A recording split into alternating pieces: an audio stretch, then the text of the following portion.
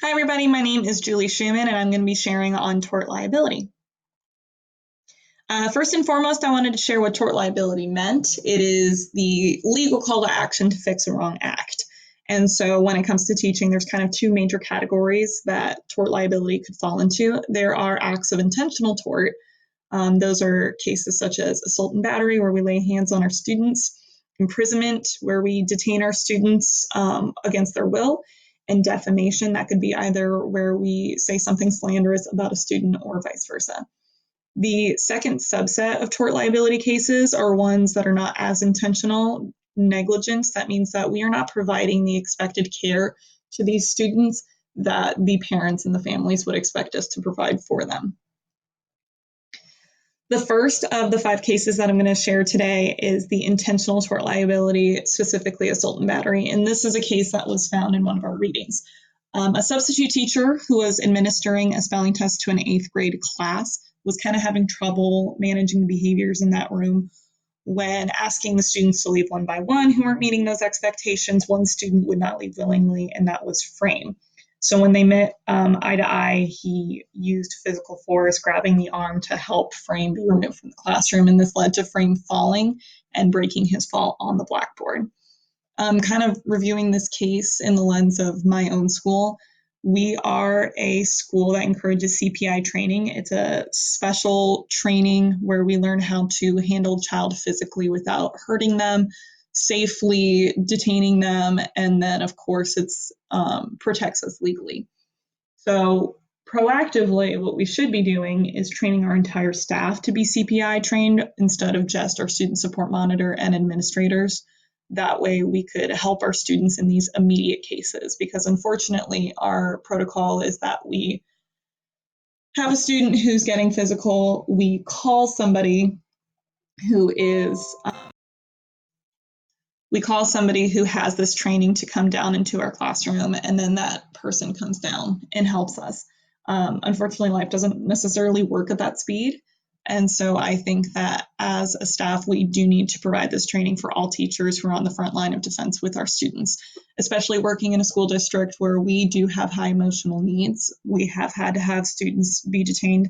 I myself am not CPI trained, and so in certain scenarios, I have to call someone down to my room. They come down, they remove the child themselves. Ethically, it's all about student safety. And so sometimes removing a student from the room can protect the learning that's going on in that classroom, protect themselves, and protect others, because a lot of times by getting this child safely out of the room, it prevents them from escalating the situation because they no longer have an audience. The second case I'm going to talk about is negligence. So this is another case that was provided in our reading. Canton Middle School's physical education teacher typically follows the students into the locker room at the end of a class. On that day, the behaviors were specifically unruly. And so the teacher let the students go into the locker room unsupervised while they stay behind with one child to have a private conversation. While in the locker room, there was a physical altercation resulting in a student sustaining an injury. In a K through 5 age group, it would be completely inappropriate to leave a child alone. We do have practices in place so that if a child has an unruly behavior and a private conversation is necessary, we have somebody called a student support monitor. In less severe cases, what would happen is we would call the student support monitor. They would watch the class while the teacher takes the student in question out into a private space to have that conversation, because the teacher was the one who witnessed it. We're the ones who would have a more meaningful conversation, and the student support monitor would then support the rest of the class. In extreme scenarios, what would happen is we would fill out a slip.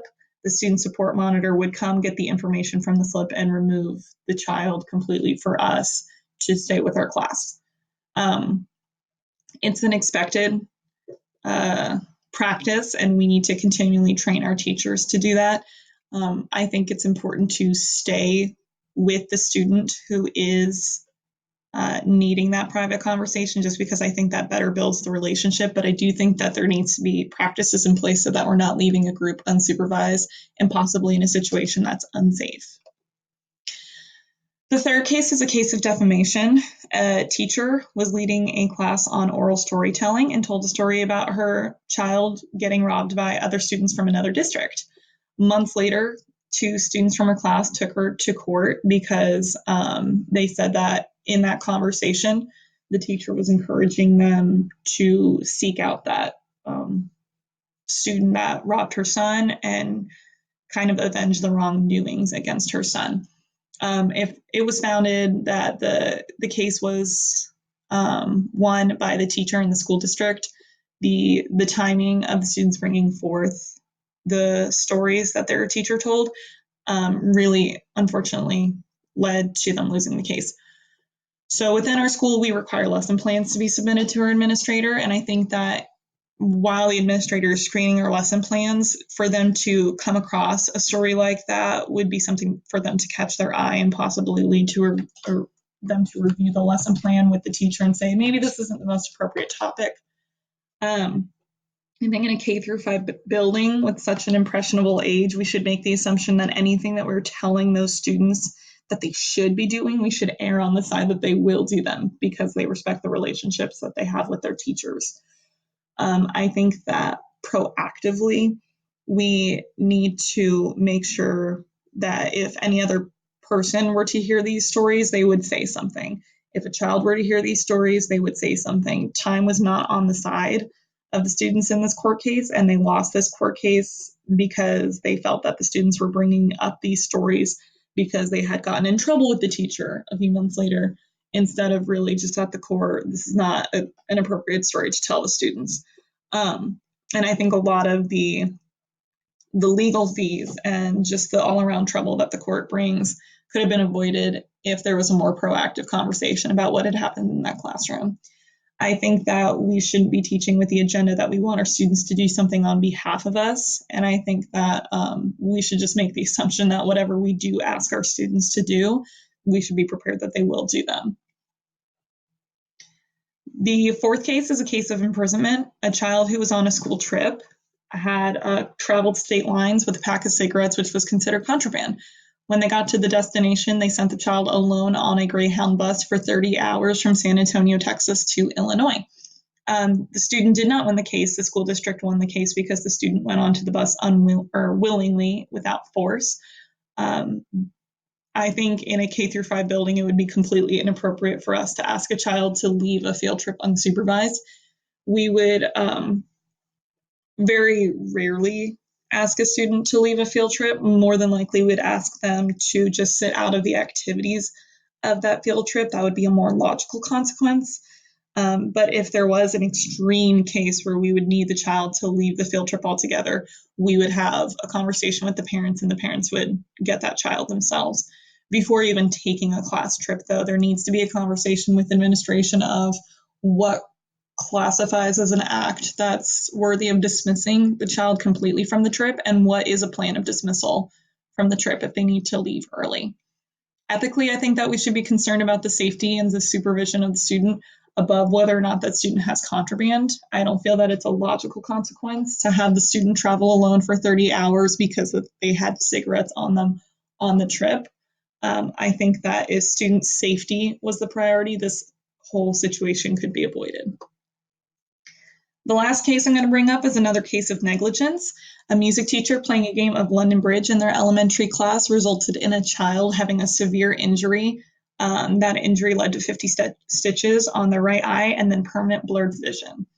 Looking at our own school, we are always encouraging movement in the classroom. In fact, we were just recently trained by the Let's Move program so that we can help these students get their blood flowing so that they can learn better throughout the day.